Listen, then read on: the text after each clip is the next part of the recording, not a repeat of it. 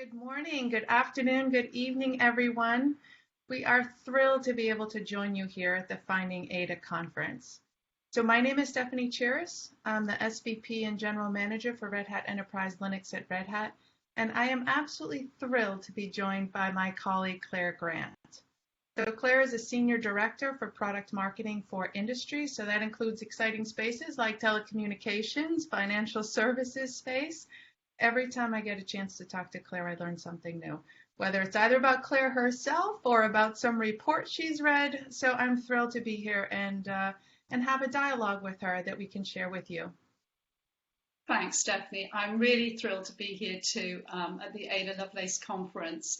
And I'm really excited and kind of interested as well in the insights and kind of takeaways that we can perhaps offer our audience in terms of career planning and personal progression through our lives and our careers. You know, I think one thing about careers and journeys is it's all very personal.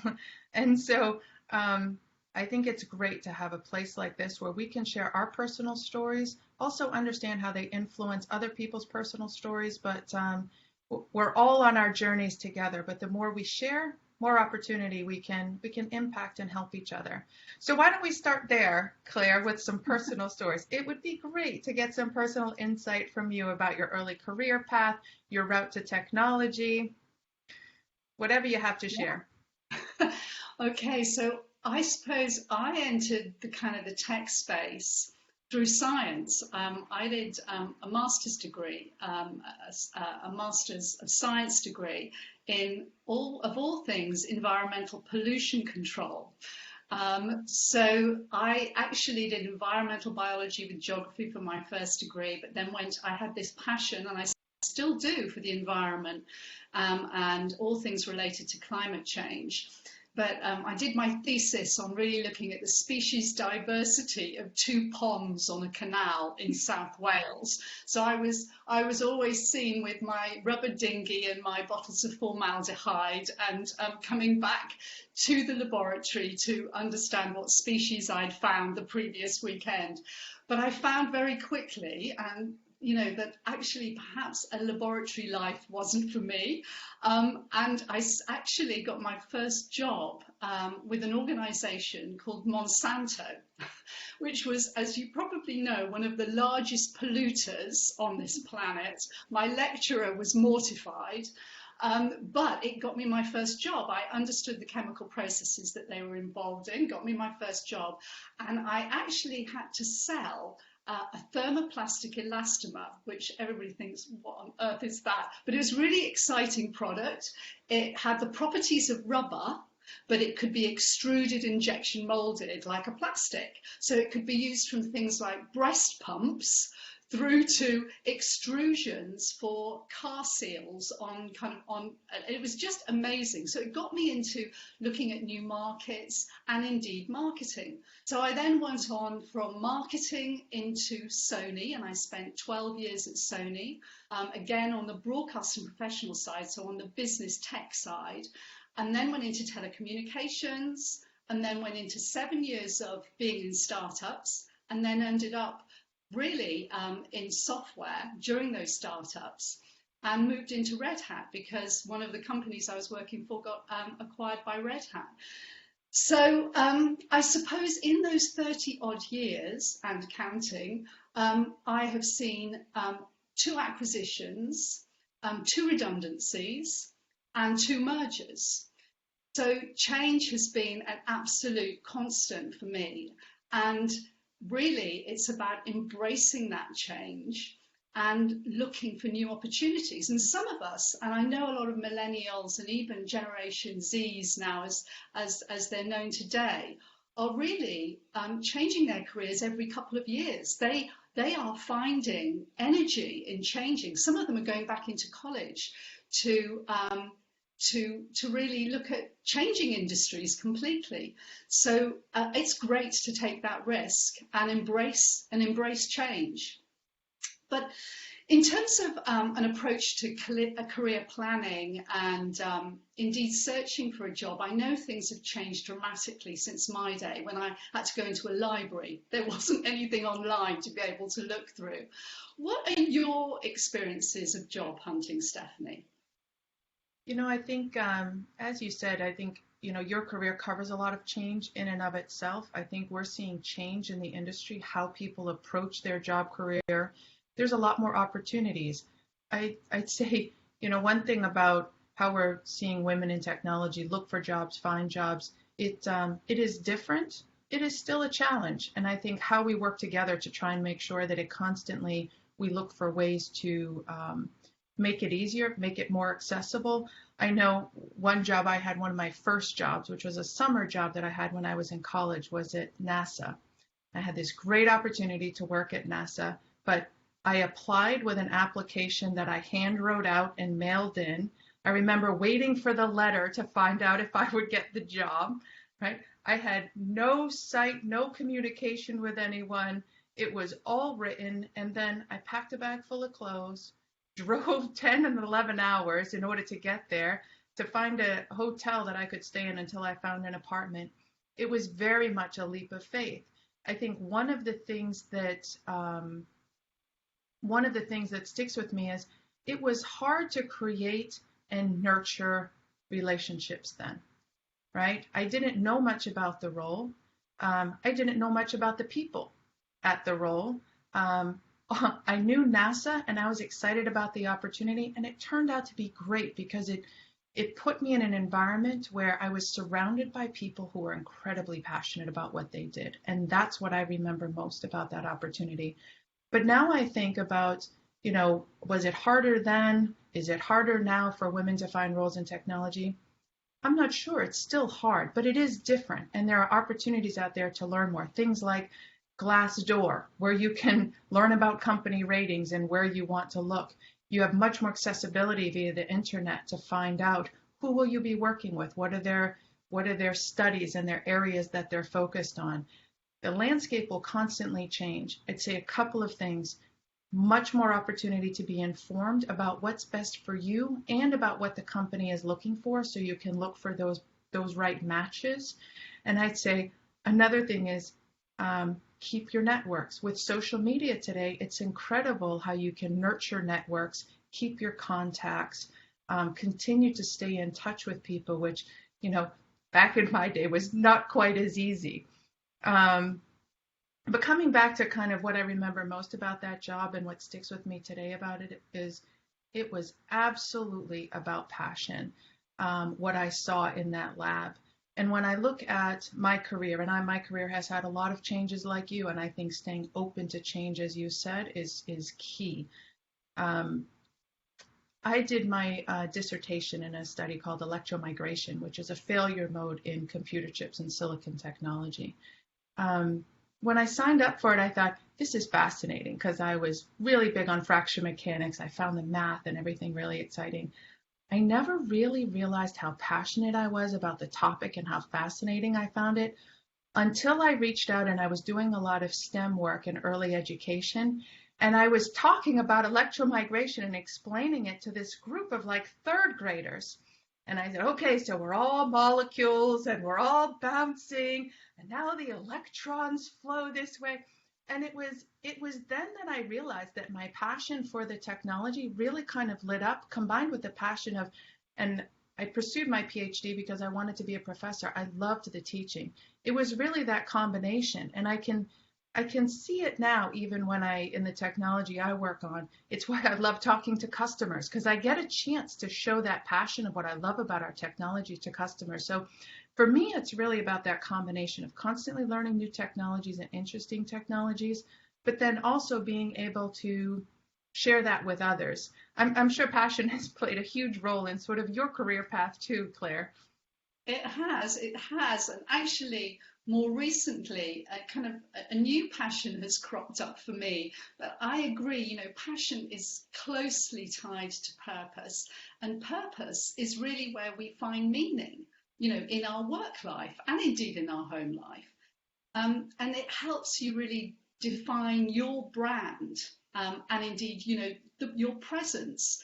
So kind of recently for me, I've got really more involved in diversity and inclusion activities in Red Hat, and also involved, we have a number of different community groups, diversity and inclusion community groups, where associates can bring themselves and share experiences and talk about the things that matter to them.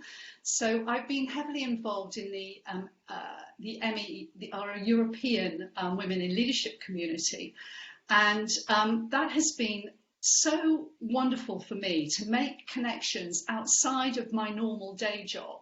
So even internally, you're meeting new colleagues and understanding different perspectives. It really does help. And I would encourage anybody, when you are in a role within an organization, think about what some of your other passions may be, and see if you can connect on those levels as well, because it does bring a better understanding of an organization to you.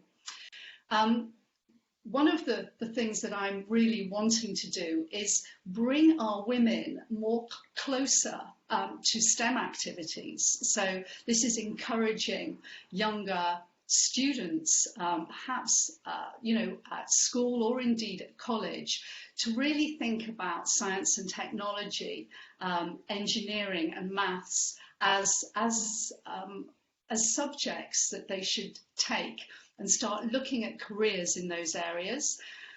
We actually run an annual conference for open source technology every year, and unfortunately over the last couple of years it's been virtual, but back in 2018 we invited a really inspiring young man. He was 12 years old, his name is Femi Coombs, and he's British, to a stage to present to 7,000 delegates, literally, at our conference, and he was just so wonderful. He is a self-confessed hacker.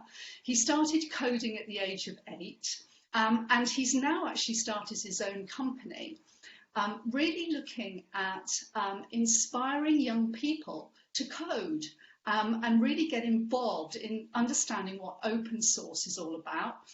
And I don't know, he was somebody that he got a standing ovation at the end of his presentation. And so he is somebody who obviously found his voice. And kind of my next question to you is, having the confidence to speak up is so important. And, even the most confident presenters have to practice and learn their trade and indeed presentation skills. How did you find and share your voice? I think so. It is I view what comes back to constant learning. I view this finding your voice and being able to communicate what matters to you and in a way that's relevant to your audience. This is a constant learning, quite honestly. I remember one of my earliest experiences with that has stuck with me, and I go back to it in my head actually a lot. When I was in graduate school, I was in a class, quite a large class, all males except for me.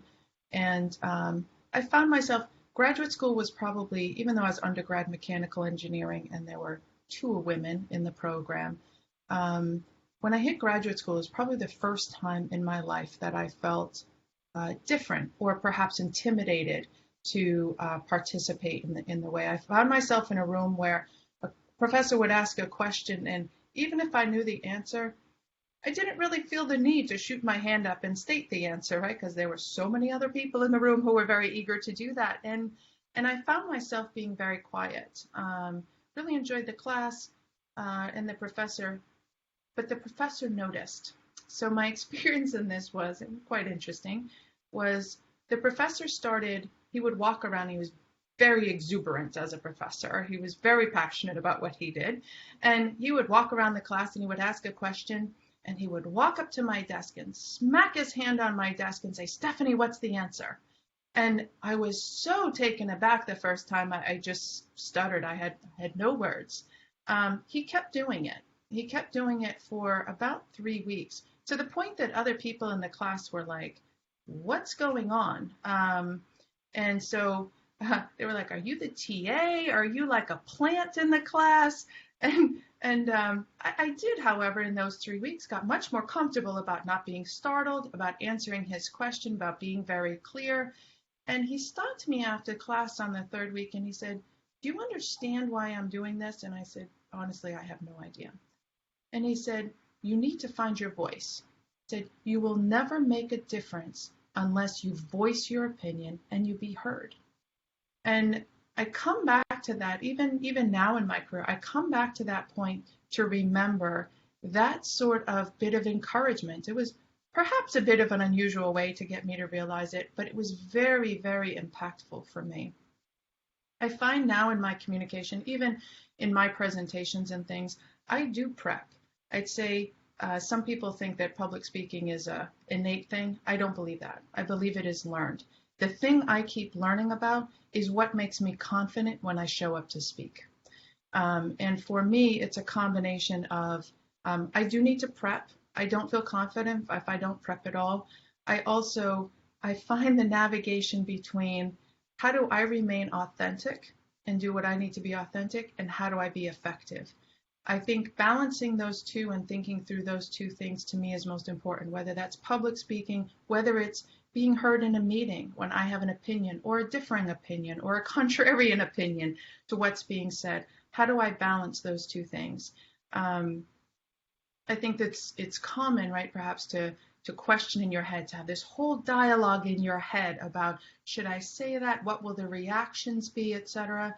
And even now, I think all of us have that to some degree, and that's where I come back to that moment when Professor Swo said, "You will never make a difference unless you be heard." And so it is a journey. It's something I think we all constantly work to do.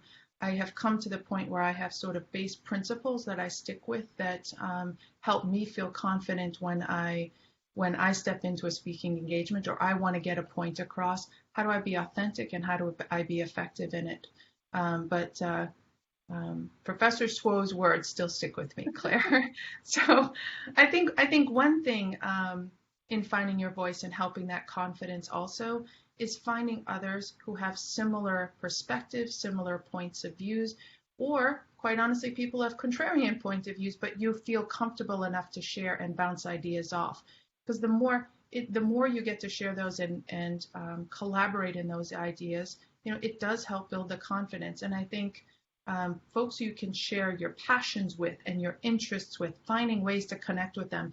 And this is something, Claire, you have done a brilliant job of being very intentional about, right? And creating those connections and leveraging social media for.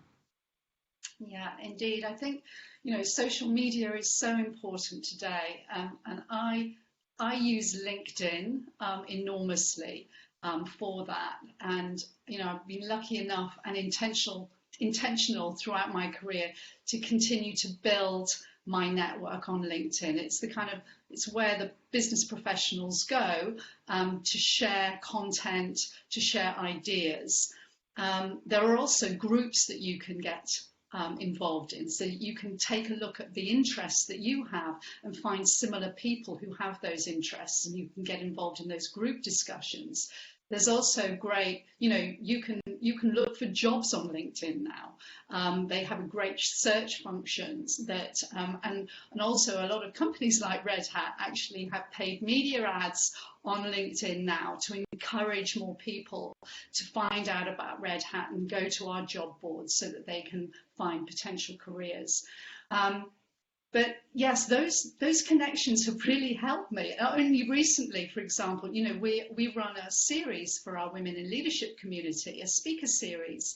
And I have really, drilled down into my connections and invited a lot of women that I have met throughout my career to come and speak and talk about their career journeys with our women. And they've been inspirational. Really, an old school friend who's now an MP in the UK has spoken and told, not outside of tech, but really talking about how she has moved from being a physiotherapist to a member of parliament. So these connections are so important, and maintaining those connections. What I would say though, and it's connected with finding your voice, is the connections are important, but also you need to share your ideas, share your learnings, give your perspective on things, and you will pull like-minded people in who will want to follow you, who will want to connect. And these connections really help you make the next step in your career. You wouldn't believe how important they are, but you need to start building that early. I would say that's one of the first things you should really look at doing. But at Red Hat, we know that we can do more as a community rather than individuals. There is I know a vibrant mentoring community within Red Hat. Can you tell me a little bit more about it and why you think it's so important? You know, I think it does come back to sharing ideas and also having role models, folks where you can feel safe and comfortable to share your thoughts, your concerns, your worries, your journey, and create a relationship, and a relationship where you can then build upon dialogues where perhaps you learn more about what inspires you or what sparks your interest. I think it's important to have female role models, to have male role models. It is at the end about diversity.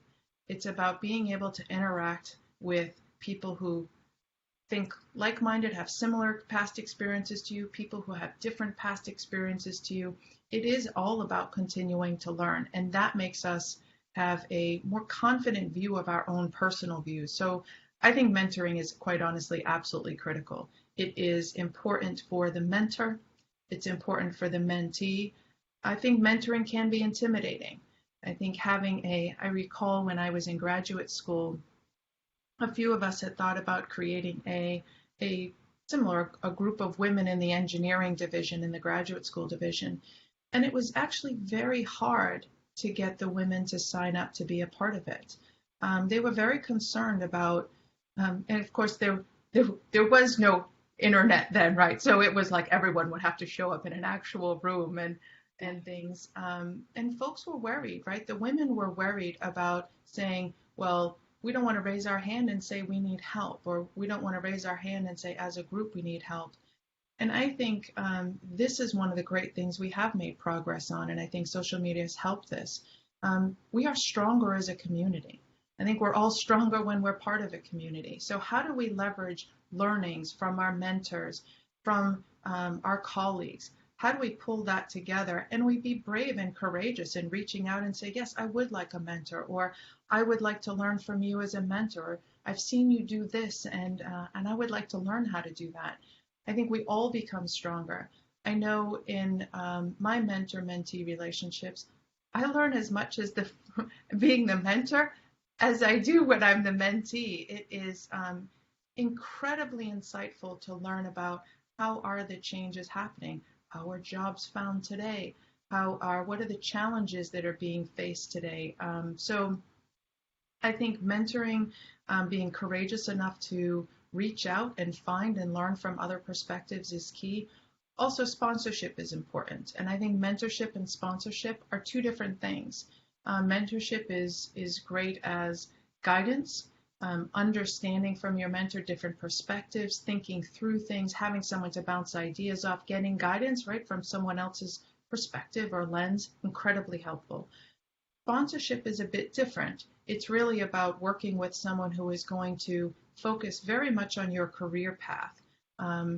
What do you need to do? How do you have those honest discussions to say, this is an opportunity for growth.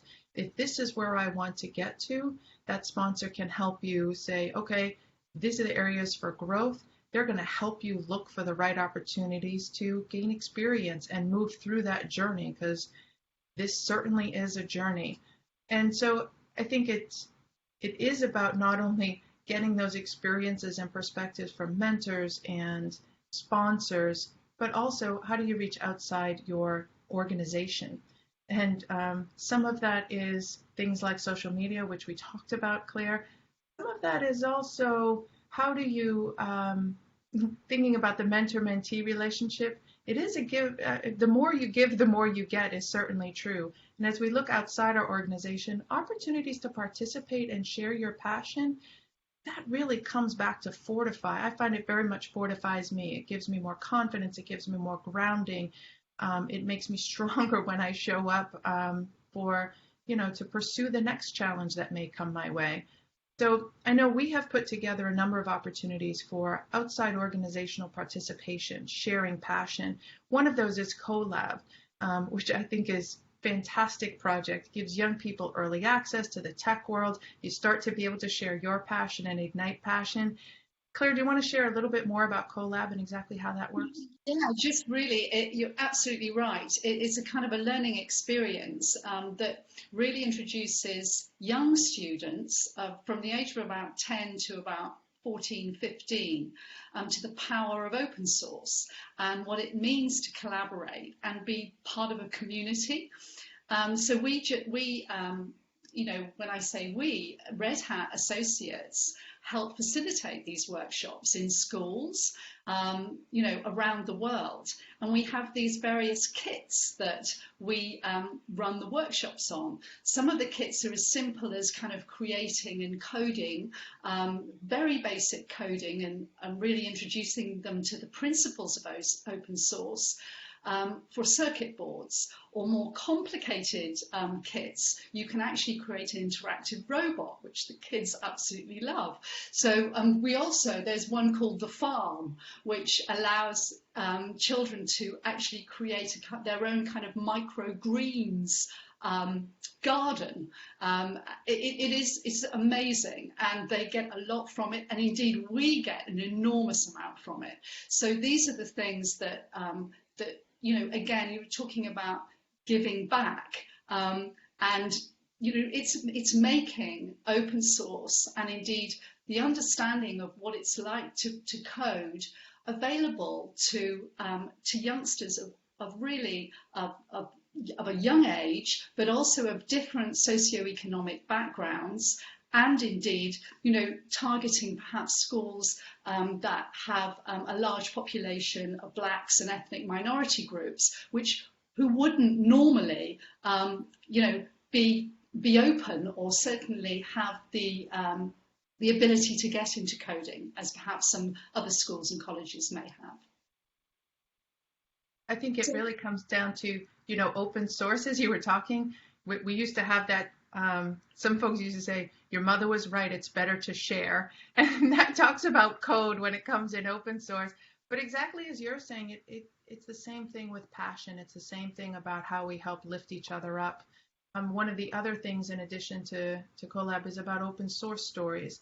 And we use Red Hat open source stories as a way to share things that are happening where open source is being used as a technology, but those communities are coming together to really share and do good for one another. I think they really demonstrate how open source changes every type of human endeavor. The most recent one, which ties to your statements, Claire, about accessibility and really making education accessible. One of the most recent open source stories from Red Hat was cracking the textbook. It really explores how open source is lowering barriers to higher education, where it's providing alternatives to those costly textbooks. I know when I was in college, really about 80% of what I earned in the summer would go to buying textbooks in the following year. And now with the digitalization of things, this has really opened up things like the use of open educational resources.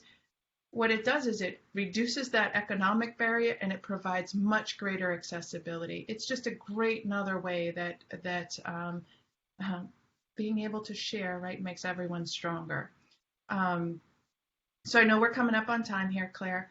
I know we had for all of you, we had some key things. We hope that this was helpful. We hope we got a few points across. We had a few takeaways. So Claire, why don't I bump it over to you to start those so we can wrap it up?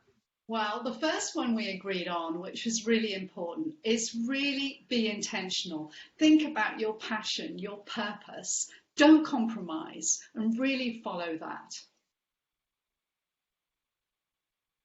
I think the second one is really about social media, and Claire, you've done a brilliant job of maintaining this, but find a way to share your ideas. Social media provides a great platform, but really use those to not only share your ideas and find your voice, but to help others, because that comes back in spades.